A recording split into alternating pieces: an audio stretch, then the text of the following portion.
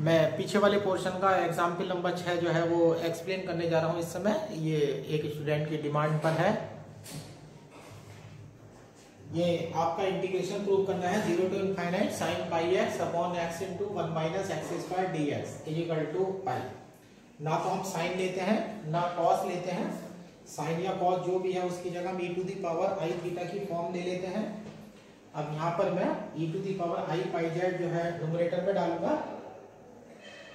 Late f z is equal to e to the power I pi z upon z 1 minus z square. अब poles निकालेंगे। Poles are given by z equal to 0 हो जाएगा, 1 हो जाएगा, minus 4 हो जाएगा, minus 1 हो जाएगा और सब एक एक बार आए हैं तो ये हमारे सिंपल पोल हो गए है ना। ये हमारे सिंपल पोल हो गए। अब देखिएगा सारे पोल रियल एक्सिस पर पड़ते हैं। All pole lie at real axis. अब हमारा मेथड होता है कि जो कॉम्प्लेक्स वाले पोल होते हैं तो उन पर तो हम रेजिडी निकालते हैं, लेकिन जो रियल पोल होते हैं उनसे हम बचते हुए कंटूर बनाते हैं। तो 3 जगह मुझे बचना पड़ेगा, एक 0 पर, एक -1 पर और एक +1 पर। 3 जगह मुझे बचना पड़ेगा। ये कंटूर देखिएगा इस तरह से। ये तो बड़ा वाला सर्किल हो गया। एक यहां बचता हूं, एक यहां बचता हूं, एक यहां बचता हूं। ये हो जाएगा z equal to 0, z equal to 1, z equal to -1। यहाँ प्लस आर, यहाँ माइनस आर। ये बड़ा सर्किल सी आर, ये छोटे छोटे सर्किल है, यहाँ चलेंगे आप। CR1, CR2 और CR3। CR1, CR2 और CR3। R1, R2, R3 जो है इनकी रेडियस है। इसकी रेडियस R1 है। यहां से यहां तक जाएंगे तो डायमीटर 2R1 हो जाएगा। यहां से यहां तक जाएंगे तो डायमीटर 2R2 हो जाएगा। यहां से यहां तक जाएंगे तो डायमीटर 2R3 हो जाएगा। तो 3 आपके रियल पोल हैं और तीनों रियल पोल से जो हम बच गए हैं।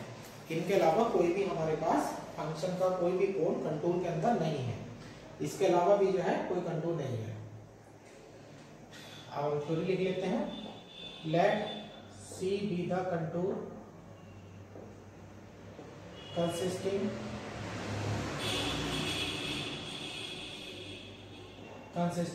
upper half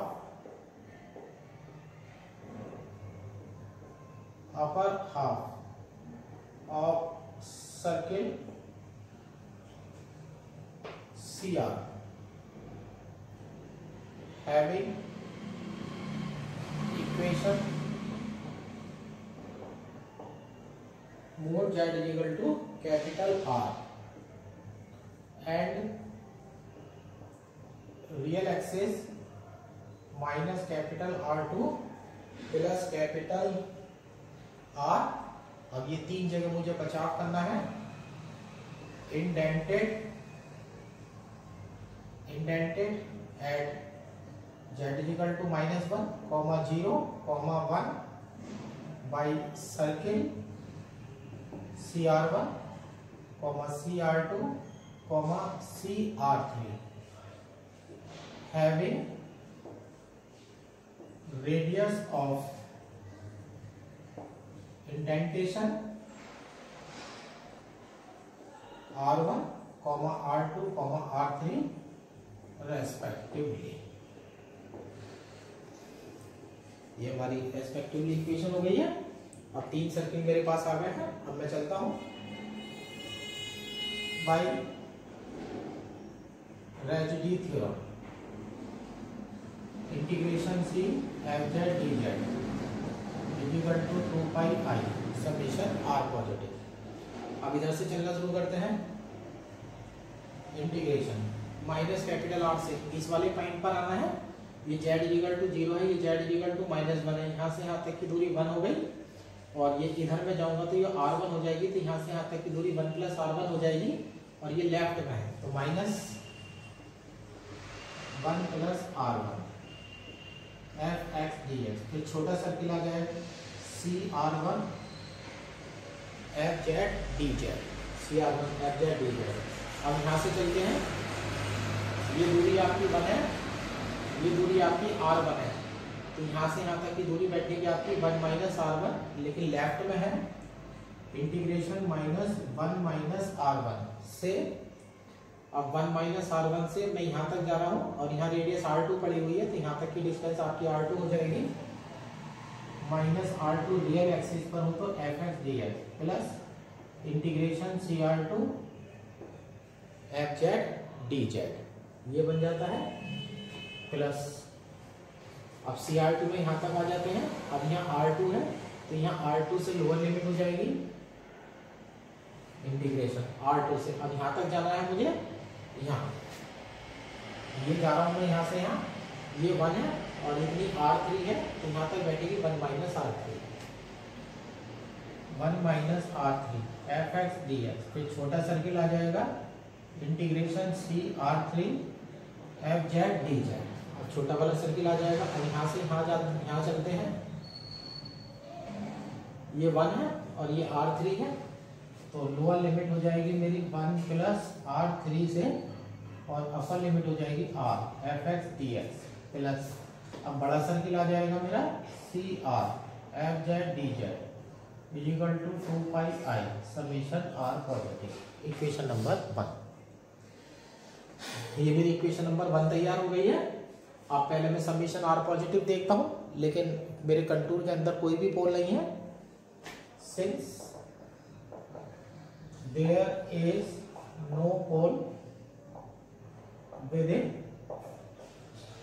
contour C, so summation R positive equal to 0। Contour C के अंदर आपका कोई भी पोल जो है वो नहीं है क्योंकि जितने भी पोल आए थे वो रियल पोल आए थे और सभी रियल पोल से बचते हुए हमने कंटूर जो है वो बना लिया है। अब इसका काम हो जाता है। अब मैं चलता हूँ बड़े सर्किल के लिए चलता हूँ, चूंकि limit z tends to infinite z fz is equal to limit z tends to infinite z e to the power I pi z upon z 1 minus z square, ये हो जाता है। और z tends to infinite e to the power I pi z, अब z से z जो है cut जाता है, अब ऊपर बना हुआ है e to the power I pi z। अब यहाँ पर आप इंटीग्रेशन करने जा रहे हैं, और सॉरी, अब यहाँ पर जो फॉर्म बन चुकी है वो इनफाइनाइट अपॉन इनफाइनाइट बन चुकी है। इनफाइनाइट अपॉन इनफाइनाइट के लिए एक तो तरीका यही है कि आपको एल हॉस्पिटल रूल जो है वो लगा दीजिएगा अपना। हाँ सॉरी, यहाँ पर मैं गलत कर गया हूँ, मैंने ध्यान नहीं दिया है। e to the power I pi z पड़ा हुआ है, तो मुझे जॉर्डन्स लेमा का यूज करना पड़ेगा। और जॉर्डन्स लेमा में e to the power I pi z को छोड़ करके लिमिट चेक करते हैं। चूंकि limit z tends to infinite 1 upon z 1 minus z square, denominator है तो 0 हो जाएगा, तो यहाँ लगा देंगे आप by Jordan's lemma integration CR और limit r tends to infinite e to the power I pi z upon z 1 minus z square dz equal to 0। ये हो जाता है limit r tends to infinite integration CR fz dz equal to 0। e to the power I z, e to the power में I pi z पड़ा हुआ था, तो इसलिए हम जो है वो जॉर्डन्स लेमा का प्रयोग करने जा रहे हैं। अब हमने जॉर्डन्स लेमा का प्रयोग कर दिया है यहाँ पर।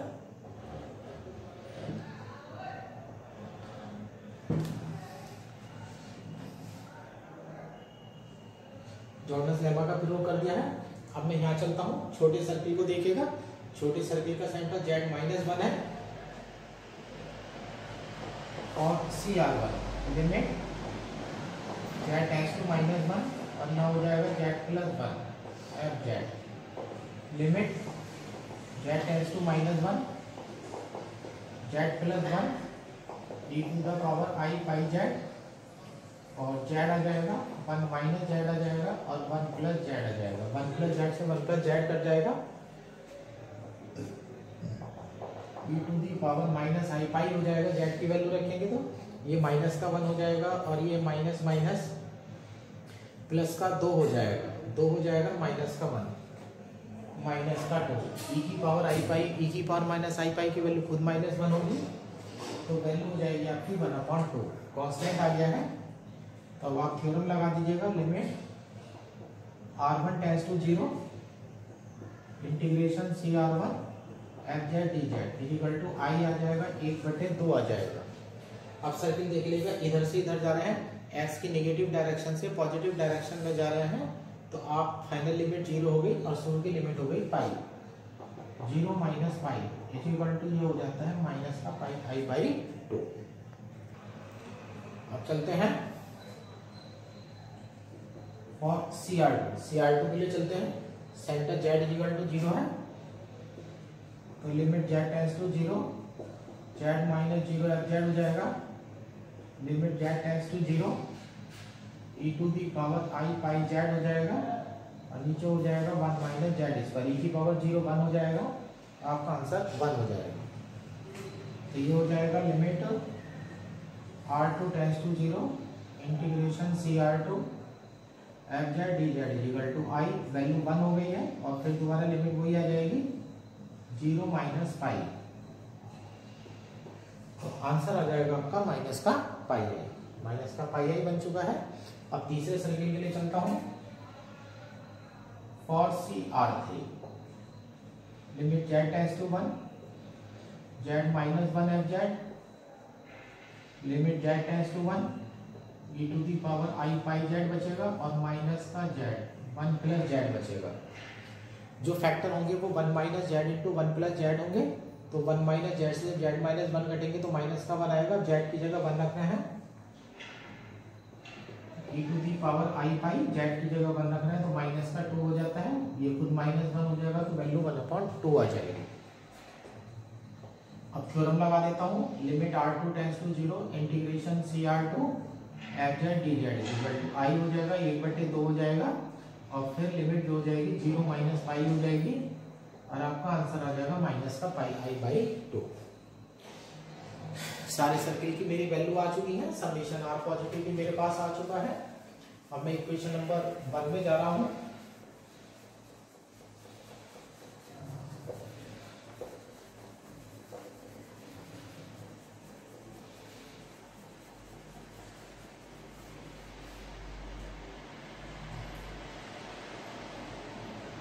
From equation 1 for r1 tends to 0, r2 tends to 0, r3 tends to 0 और capital R tends to infinite. यहाँ से देख लीजिएगा, माइनस इनफाइनाइट से -1 e to the power i x upon 1 minus x square dx प्लस CR1 वाली value है, ये वैल्यू रखी हुई है,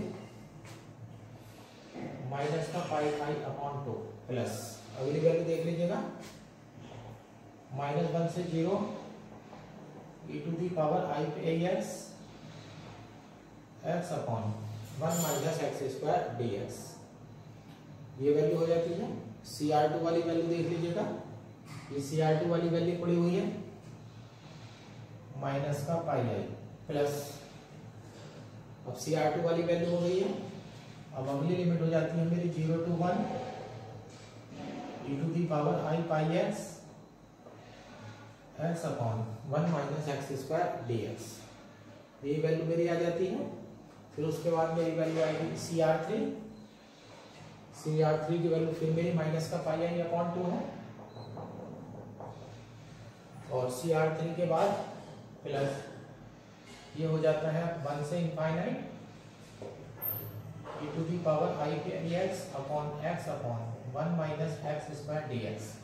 फिर बड़ा सर्किल मेरा CR आता है, लेकिन जॉर्डन्स लेमा से इसकी वैल्यू 0 आ चुकी है, और राइट हैंड साइड में भी जो है वो 0 बन चुका है। ये अब यहाँ पर मेरी वैल्यू आ चुकी है।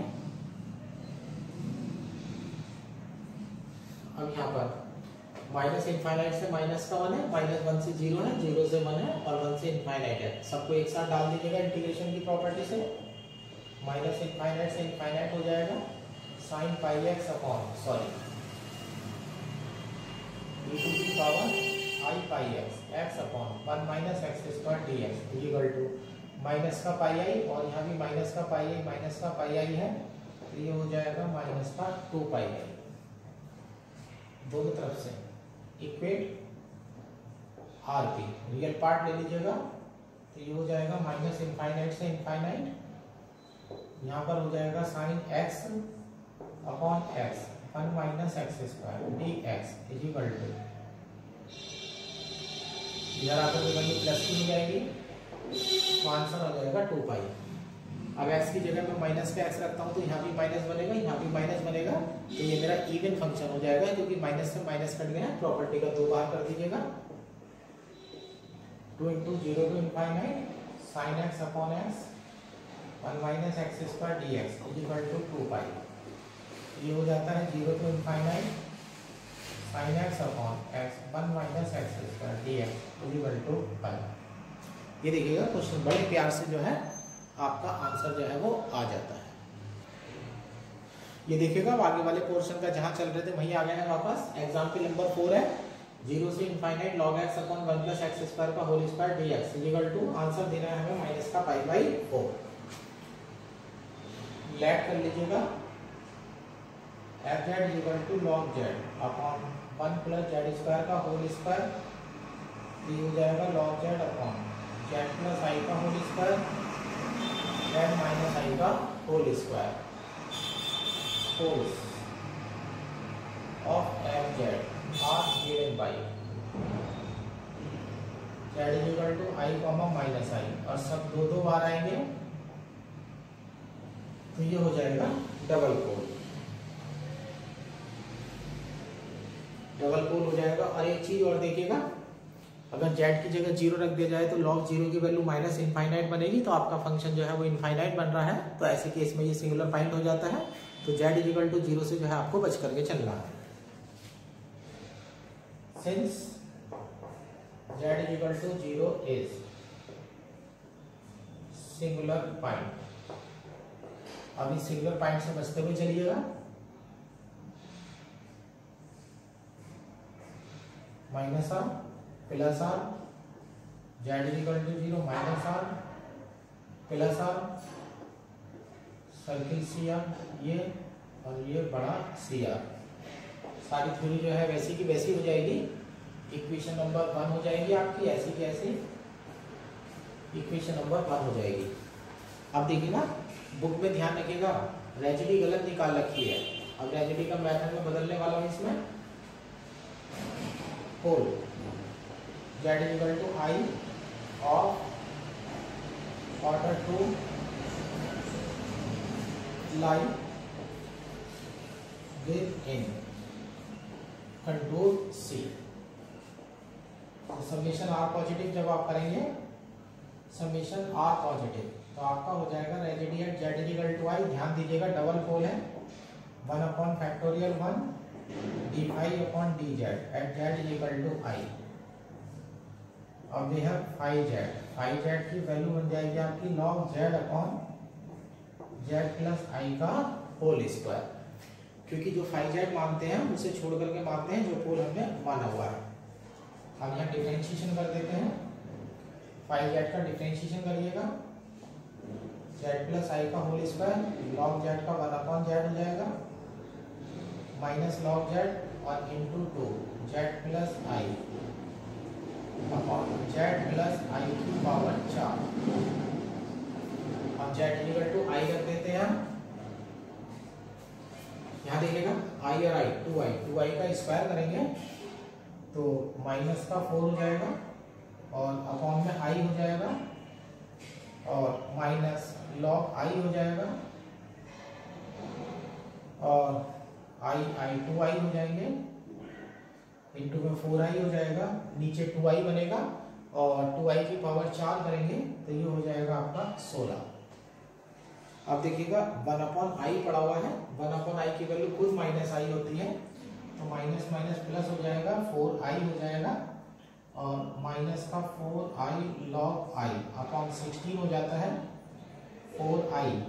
अब ये i अपॉन 4 हो जाएगा, और 1 माइनस log i को आप तोड़ देंगे e की पावर आई पाई बाई 2। और लॉग से आपका e की power I pi by 2 cancel हो जाएगा, आई अपॉन 4 1 माइनस आई पाई बाई 2। ये आपका समेशन जो है r पॉजिटिव हो चुका है। अब चलते हैं, आइएगा बड़े सर्किल पर चलते हैं और एक बार छोटे वाले सर्किल पर चलते हैं। चूंकि पहले मैं बड़े सर्किल पर चलता हूँ, limit z tends to infinite z f z करेंगे तो ये हो जाएगा limit z tends to infinite z log z upon z square plus 1 का होल स्क्वायर। लॉग जेड से आप बाद में निपटना, पहले जेड स्क्वायर प्लस 1 की होल स्क्वायर जो है ना इससे निपटना। ये तब काम करेगी जब 4 पावर होंगी। तो आप इसे ऐसे लिखिएगा, limit z tends to infinite z की power 4 upon z square plus 1 का होल स्क्वायर और limit z tends to infinite log z upon z cube. तो ये हो जाएगा limit z tends to infinite z की पावर 4 काट लेंगे हम यहाँ से 1 प्लस 1 अपॉन जेड स्क्वायर का whole square limit z tends to infinite. L hospital rule लगा दीजिएगा 1 अपॉन जेड और 3 जेड स्क्वायर। यहाँ हो जाता है 1 अपॉन 1 प्लस 0 और limit z tends to infinite और 1 अपॉन 3 जेड क्यूब। अपॉन में इनफाइनाइट आ चुका है तो वैल्यू आपकी 0 में चली जाएगी। अब थ्योरम लगा दीजिएगा, limit r tends to infinite integration C R f z d z equal to i into 0, बड़ा सर्किल है पाई माइनस 0 इक्वल टू 0। बड़े सर्किल का काम खत्म हो गया। अब छोटे सर्किल के लिए चलते हैं। छोटे सर्किल का सेंटर 0 है, limit z tends to 0 z minus 0 f z. तो ये हो जाता है limit z tends to 0 z log z upon 1 plus z square का whole square. Z log z जो है उसे तो आप अलग छोड़ दीजिएगा, इसे तो एल हॉस्पिटल रूल से निपटाएंगे क्योंकि जेड की वैल्यू 0 है और लॉग 0 की वैल्यू माइनस इनफाइनाइट होती है तो ये 0 इंटू इनफाइनाइट की फॉर्म बन जाएगा। इससे हमें कोई प्रॉब्लम नहीं है। यहाँ करेंगे limit z tends to 0 1 upon 1 plus z square का होल स्क्वायर और लिमिट z टेंड्स टू 0। ये हो जाएगा लॉग जेड। अब यहाँ 1 प्लस 0 करेंगे तो वैल्यू 1 हो जाएगी। अब यहाँ हो जाता है लिमिट z टेंड्स टू 0। अब हम इसे पढ़ेंगे log z upon 1 upon z. अब ये फॉर्म है इनफाइनाइट अपॉन इनफाइनाइट की फॉर्म है। अब इसमें एल हॉस्पिटल रूल लगाते हैं, limit z tends to 0 log z का 1 अपॉन जेड हो जाएगा माइनस 1 अपॉन जेड स्क्वायर। तो लिमिट z टेंड्स टू 0 और माइनस का z आ जाएगा, वैल्यू 0 आ जाएगी। देखिएगा छोटे वाले सर्किल का भी काम हो गया। Limit r tends to 0 integration C R f z d z equal to I आ जाएगा 0 आ जाएगा और छोटा सर्किल है तो लिमिट में हो जाएगा 0 माइनस पाई इक्वल टू 0। ये भी वैल्यू 0 आ चुकी है आपकी। By equation 1 for small r tends to 0 और capital R tends to infinite. अब वैल्यू लगा लीजिएगा, माइनस इनफाइनाइट से 0 हो जाएगा log x upon x square plus 1 का होल स्क्वायर dx प्लस छोटे वाले सर्किल की वैल्यू जो है आपकी 0 है। छोटे वाले सर्किल की वैल्यू 0 है प्लस 0 टू इनफाइनाइट हो जाएगा log x upon x square plus 1 का होल स्क्वायर dx प्लस बड़े वाले सर्किल की वैल्यू भी 0 है और यहाँ पर है आपका 2 पाई आई इंटू आई बटे 4 1 माइनस आई बाई अपॉन 2।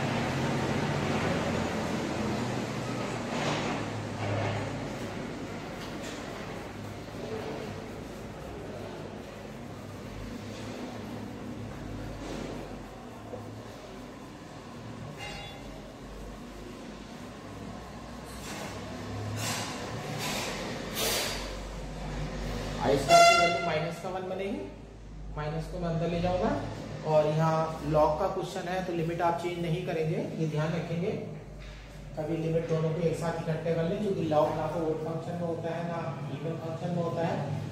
माइनस इनफाइनाइट से infinite log x upon x square plus 1 का whole square plus dx 0 to infinite log x upon x square plus 1 का whole square dx equal to pi upon 2 पाई/2 हो जाएगा। यहाँ पर आर स्क्वायर की value -1 बनेगी तो इसे मैं अंदर ले जाता हूँ,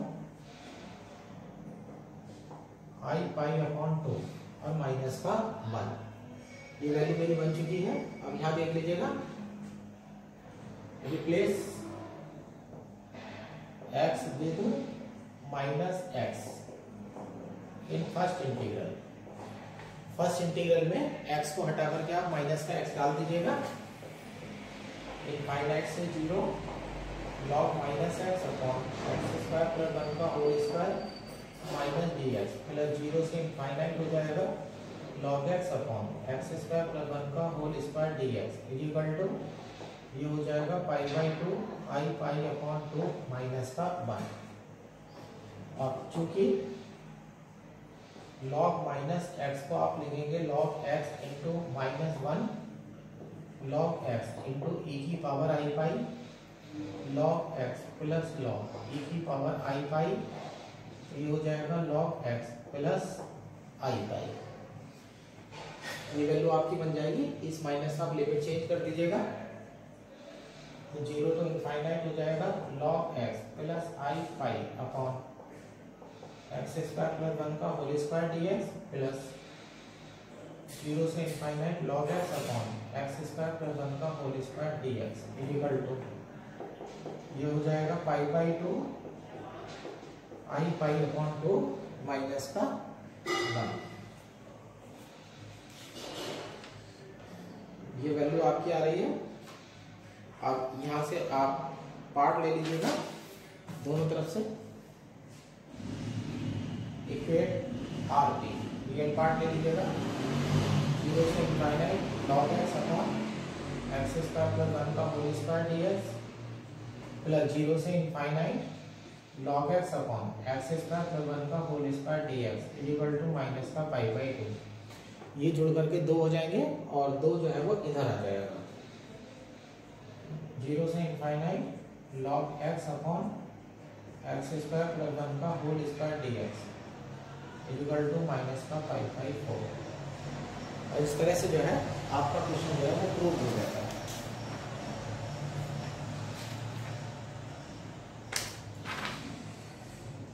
अब जो एग्जाम्पल है उसमें एग्जाम्पल नंबर 6 बचा हुआ है। ये एग्जाम्पल नंबर 6 कम्प्लीटली मुझे ही कराना पड़ेगा नेक्स्ट वीडियो में, क्योंकि कम से कम जो है ये आप ये मान करके चलिएगा आधे घंटे का सवाल है। फिर यानी कि नेक्स्ट वीडियो के बाद जो है ये चैप्टर हमारा खत्म हो जाएगा। इसे आगे का जो कंटूर इंटीग्रेशन है उसे हम नहीं करेंगे। ये कंटूर इंटीग्रेशन की जरूरत अभी तक जो है बीएससी फाइनल में नहीं पड़ी है। बीएससी फाइनल में जो क्वेश्चंस आते हैं वो सिर्फ यहीं तक आते हैं, इससे आगे का कोई क्वेश्चन नहीं आया है। ये चैप्टर देखिएगा पूरा कैलकुलेशन बेस है, तो आप आसानी से इस चैप्टर को कवर कर सकते हैं और आपको एक लॉन्ग क्वेश्चन एग्जाम में ये गारंटी के साथ दे देता है ना। तो नेक्स्ट वीडियो में जो है अब हम इस चैप्टर को खत्म कर देंगे। अब हमारा कॉम्प्लेक्स जो है वो खत्म होने जा रही है।